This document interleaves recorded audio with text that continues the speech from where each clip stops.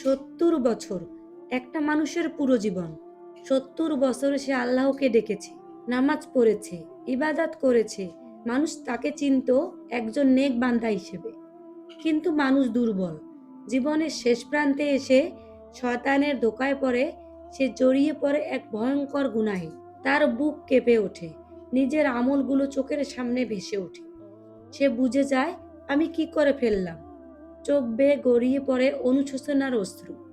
ভাঙ্গা কণ্ঠে সে বলে ওঠে, এ আল্লাহ, আমি কি নিজের উপর জুলুম করে ফেলেছি? আমি জানি তুমি ছাড়া আমার কেউ নেই। সে তওবা করে, সত্যিকারের তওবা, ভেতর থেকে আসা তওবা।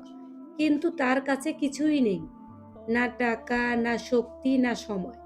সে সম্বল হিসেবে সে দেখে একজন ক্ষুধার্ত মানুষ নিজের খাবার থেকে দেয় মাত্র এক টুকরো রুটি।